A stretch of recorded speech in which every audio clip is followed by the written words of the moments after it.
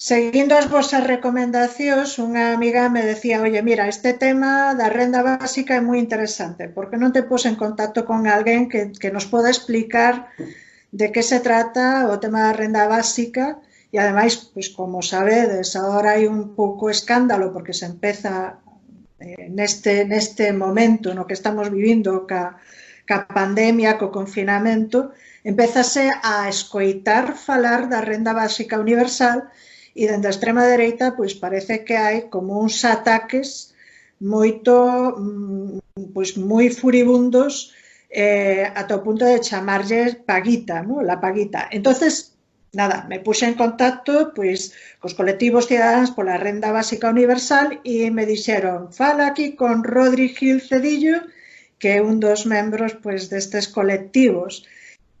E polo que sei levade xa moito tempo falando desta renda básica universal. Entonces, boa tarde, Rodri, moitas grazas por atender a chamada. Hola, moitas grazas por contar con nós para falar desto. Bueno, pois a pregunta primeira é fundamental. Que é a renda básica universal? Pois a renda básica universal, tal e como a entendemos desde os colectivos cidadáns pola renda básica que hai por toda Galicia e a Red Renta Básica, que é a que organiza no Reino de España os diferentes movimentos de renda básica, é unha asignación monetaria pública incondicional a toda a cidadanía. Neste caso, é incondicional, individual, universal tamén, porque non se pide requisito máis que ser residente ou cidadán acreditado dunha rexión, e a outra característica que tamén é moi importante é que é unha renda que ten que ser suficiente para ter un nivel de vida aceptable, non? Entón, nós sempre queremos facer esa diferencia, non? Entre as rendas condicionadas, non? Incluso o que falabas agora, Pilar, de que a ultradereita está chamando paguita a esta renda condicionada, este ingreso mínimo vital que propón o goberno, non? Pois imagínate xa o que pensan sobre propostas que van máis alá do ingreso mínimo vital como a renda básica universal e incondicional, non? Un dos conceptos dos que sentín falar é da renda básica de cuarentena. Que é iso? Explícanos. Pois a renda básica de cuarentena é un concepto que desenvolveron algúns dos pensadores da renda básica no Reino de España, non? Entre eles Daniel Raventós, Jordi Arcanóns, que basicamente é unha solución temporal para esta situación de pandemia, de crise polo coronavirus. Neste caso é unha renda de cuarentena a que se podería acceder pois xa, no caso de que o goberno quixera implantala. Basicamente sería como unha especie de experimento de renda básica. Os pasos serían moi sinxelos, basicamente entras nunha web, te inscribes e solicitas esa renda básica de cuarentena. Poderíamos recibila, por exemplo, a través dun banco público, neste caso no Reino de España é Bankia, o único banco público que hai polo momento cos seus grises que ten moitos, pero bueno, é unha forma de que aquela persoa, por exemplo, que non teña unha conta bancaria, pois que poida acceder a ela, non? Entón, recibiríamos esa cantidade estáse estimando en máis ou menos uns 700 euros por mes e ata fin de mes. Entón, como veríamos que persoas tiñan dereito a esta renda básica ou non? Pois o ano seguinte, a través da declaración do IRPF. Aquela persoa que solicitou a renda básica e tiña uns ingresos menores a certa cantidade, pois non tería que pagala porque esa cantidade se lle desconta, non? Da declaración do IRPF. En cambio, aquela persoa que a solicitara cando realmente pois xa tiña un nivel de ingresos por encima do necesario, pois tería que devolvela a través desa declaración da renda, non? Entón sería unha forma de poder dar os cartos xa automáticamente a todo o mundo, en vez de estar artellando un instrumento complexo como é o ingreso mínimo vital e que non sabemos cando vai estar en funcionamento, e tamén demostraría, non, a eficacia e aspectos positivos do que sería a renda básica. Obviamente, é algo temporal, que ten que quedar claro que é unha renda de cuarentena porque, bueno, nos entendemos que hai que facer unha reforma fiscal tense que facer, bueno, con máis calma, pero para este momento de urxencia social sí que sería unha forma polo menos moi interesante, non? Que poñamos que a partir do 30 eu que sei, ou do día que sexa de abril, pois que teñamos esta renda xa a través dun ingreso nas nosas contas. Sería unha forma de acabar coa pobreza de forma máis ou menos instantánea, non? Entón, creo que é importante falar sobre este concepto porque, bueno, ao final o debate está en torno a estas rendas condicionadas, temos que ir un poquinho máis alá. Mira, unha das preguntas que se poden facer sobre este tema é se é sostible, non? Se é sostible, se é aceptable e asumible por parte do Estado. E outra cousa é pois que parece que cando estamos a falar de renda básica parece que a xente estamos fomentando o que é a vagancia, non? O ser preguiceiro, o non buscar traballo. Son como mantras que se utilizan moito por parte dos poderes, de certos poderes, para desacreditar esta renda, non? Da impresión, sí, ao menos. Sí, sen dúbida, sen dúbida. Respecto á primeira pregunta, se é viable, pois sí, é totalmente viable a nivel económico. De feito, non é que sexa viable, senón que é incluso unha medida de eficiencia económica. Os profesores economistas Daniel Raventós, Justo Rens e Jordi Arcaróns fixeron un estudo no ano 2017 con máis de 2 millóns de declaracións do IRPF en todo o Reino de España e, bueno, pois fixeron un estudio sobre a viabilidade, non, desa renda básica. E os datos foron esclarecedores. Basicamente, o 80% da poboación sairía gañando cunha reforma fiscal, unha reforma do IRPF, e sairía perdendo pois o 20%, pero claro, é o 20% máis rico. Eso non quere dicir que deixen de ser ricos, sino que simplemente van a aportar moito máis, non? Isto explica, por exemplo, cando hai ese debate, non, con xente que critica a renda básica e di, claro, es que Amancio Ortega recibiría a renda básica. Claro que sí, pero Amancio Ortega vai pagar moitísimo máis do que paga agora en impostos e, polo tanto, vai financiar moitísimas rendas básicas a quen realmente o necesita, non?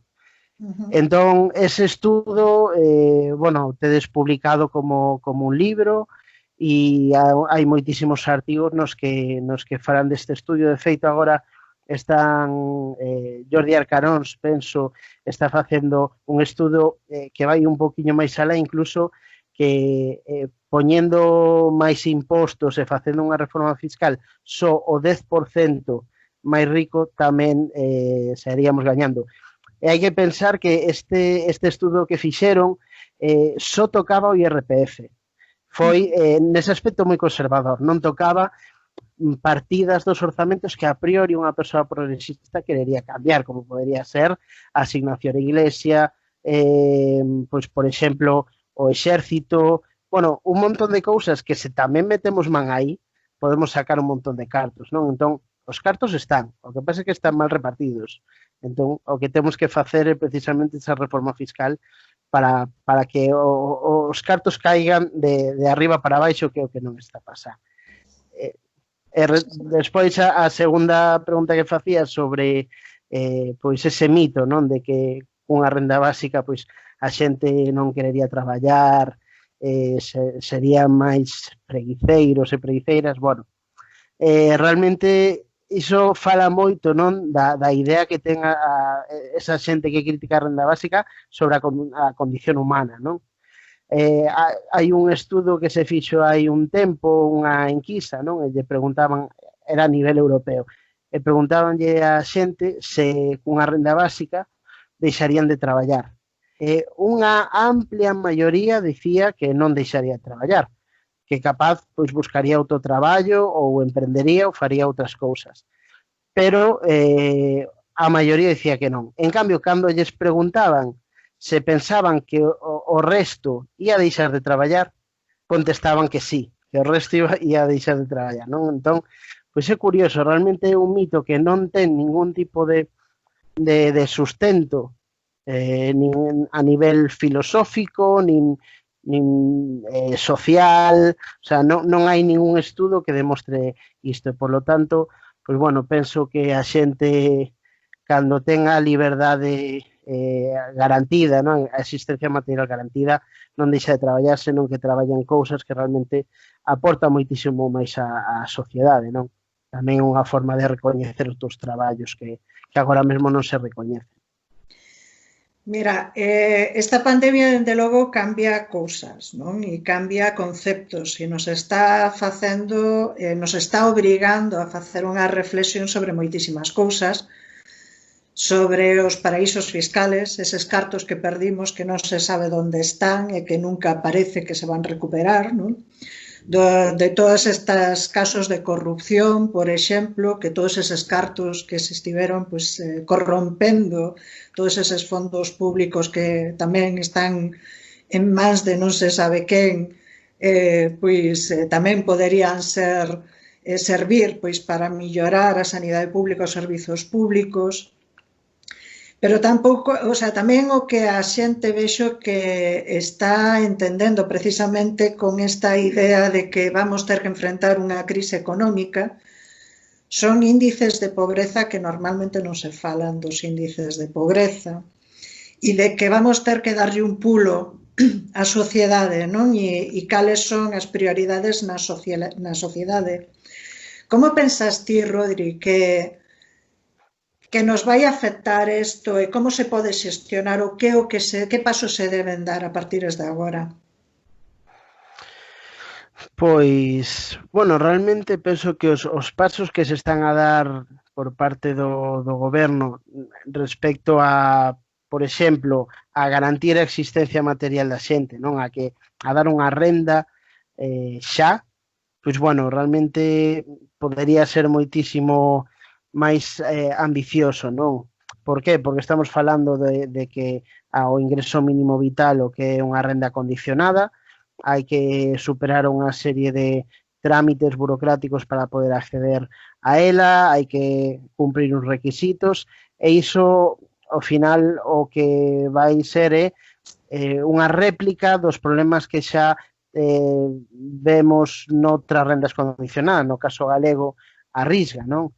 A renda de integración social de Galicia debería chegar a moitísima máis xente da que chega agora mesmo, non? Se falamos de cifras para ver un pouco onde estamos agora mesmo, pois o índice AROPE do ano 2018, que é o último do que temos, que o informe que publica a EAPN en Galicia, pois fala de que un 23% da poboación en Galicia está en risco de pobreza ou exclusión. Esos son máis de 600.000 persoas. En cambio, estamos vendo que a Risga tamén nese mismo ano chegou a 14.000 persoas. Entón, hai unha diferencia brutal entre as persoas que poderían obxectivamente, non, ser perceptoras dunha renda condicionada como é a Risga e as que realmente chegan, non? Entón, o medo que temos que ter todas e todos é precisamente que se repliquen eses problemas que atopamos coas rendas condicionadas, non? E por eso o ingreso mínimo vital, por máis que poida superar, porque, por exemplo, en cantidade estáse falando de que poda ser entre 450 a 500 euros, pois, bueno, pois vai superar as contías de algunhas rendas autonómicas. Pero, claro, estamos nos mesmos problemas de que a nivel burocrático vai ser brutal. Xa estamos vendo todos os problemas que hai cos ERTES. Xente que aínda non cobrou ERTES e levan desde marzo en situación de desemprego. Entón, pois, claro, o o futuro realmente é bastante negro se non pensamos máis alá e se non somos máis ambiciosas como sociedade, non? Entón, a solución, pois, bueno, obviamente é unha solución complexa que non pasa só pola renda básica, porque nós entendemos que a renda básica é unha medida máis dentro dun estado de benestar forte. Eso te quería preguntar, sí, porque, por exemplo, bueno, parece que temos ese concepto das ONGs, non? O tema da caridade versus xustiza social, que a min me chama moito a atención, non? Porque realmente o Estado non pode facer caridade, senón debe facer xustiza social, e son dous termos completamente distintos. Entonces, o debate eu entendo que se debe de dar, non sei, que pensas? Sí, de feito eu, bueno, traballo no social, eu son un educador social, o meu TFG foi precisamente sobre como a renda básica non afectaría o traballo das educadoras e educadores sociais e outros profesionais do sector, e incluso dentro deste sector, que a priori pois debería ser, bueno, aberto de mente, non, a outros modelos de política social, pois atopámonos discursos realmente que asustan, non? Porque son moi paternalistas, son incluso moi corporativistas, non? De pensar que, por exemplo, unha renda básica poida quitar o traballo a X traballadoras e traballadores sociais, cando é unha mentira. A renda básica o que faría precisamente é liberarlles do rol que teñen agora, que é máis de control, de fiscalización das persoas en situación de pobreza, coa estigmatización que eso conleva, e lles permitiría facer realmente un traballo moito máis bonito, non? É o mesmo coas educadoras e educadores sociais, con psicólogas, bueno, con todas as persoas que traballan neste sector. E é certo que, por exemplo, falabas das ONGs, pois pode ser que haxa xente que pense que a eliminación da pobreza a través dun mecanismo como pode ser a renda básica lles vai a quitar a súa cota de traballo, non? A súa parte do pastel. Eu penso que non é así, porque, como dicía, a renda básica non é a panacea e hai moitísimo que facer. Eu, como educador social, sei que se elimina a pobreza hai moitas cousas que van cambiar, pero, bueno, a nivel social temos un montón de eivas nas que temos que traballar aínda as profesionais do social. Entón, realmente non estou de acordo con esa visión paternalista, non, da caridade, que ao final ven de moi atrás e temos que superar se queremos avanzar e realmente estar á altura do que debería ser a Europa do século XXI, non? Rodri, como se pode poñer a xente en contacto con vos? Como podemos atopar información? Si temos algunha dúbida, como podemos acceder a esa información que nos clarifique pois esas dúbidas que temos, ou xente que incluso lle apeteza pois unirse a esas voces que levades tanto tempo xa traballando por esa renda básica? Pois, mira, temos unha páxina de Facebook na que estamos todos os colectivos que hai a nivel galego, que é Colectivos Cidadáns pola Renda Básica Universal, e aí estáse publicando a diario, porque ademais co tema este do coronavirus saíron un montón de novas sobre a renda básica. Nunca se falou tanto do tema, entón realmente estamos actualizando a diario porque é un aluvión o que hai. E aí, pois, tedes toda a información, podes contactar con nos a través desa páxina de Facebook. Tamén estamos traballando nunha páxina web que é rendabásica.gal, na que estará toda a información dos colectivos de Galicia, e despois, pois, cada un dos colectivos locais. Agora mesmo hai colectivos establecidos en Compostela, na Coruña, en Betanzos. Entón, bueno, pois aí estaremos encantadas de informar, porque esa é a nosa tarefa agora mesmo, non facer pedagogía, que a xente coñeza esta idea, porque non é unha locura, é realmente unha ferramenta moi útil para o que se ven que bueno, pois vai ser complicado. Quería che pedir unha mensaxe para a xente que vexa esta entrevista Xa para rematar, pois unha conclusión e unha mensaxe.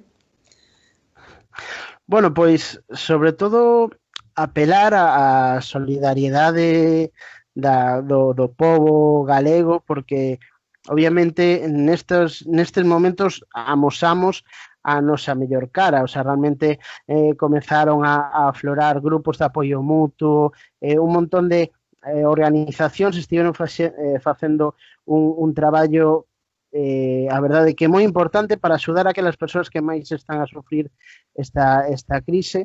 Entón, realmente, que pensemos nas demais, non? Porque a través desa solidariedade é como poderemos sair adiante, e unha desas patas da solidariedade pois é a existencia material garantida a través dunha renda básica. Entón, bueno, que sobre todo que se informen, que debatan, e que se plantexen outros modelos de política social que realmente poden facer moito ben a esta sociedade. Rodri Gil, moitísimas grazas polo teu tempo, moitísimas grazas pois, por explicarnos un pouquiño como funcionaría esta renda básica. E nada, collo pois a suxerencia desta amiga que me animou a poñerme en contacto con vos para intentar manterme en contacto con vos para seguir falando do tema, porque é un tema apaixoante. Entendo que efectivamente debemos facer pedagogía, especificamente agora que temos que sacar pois unhas leccións de todo o que estamos a vivir. Pois sí, moitísimas grazas polo teu interese, grazas polo traballo que faz nas redes, porque a verdade é que é moi interesante e temos que seguilo. Sí, bueno, moitas grazas, moitas grazas. Unha vez máis, as plataformas a vosa disposición, o sea que nada. Grazas, Rodri. Graciña, hasta logo.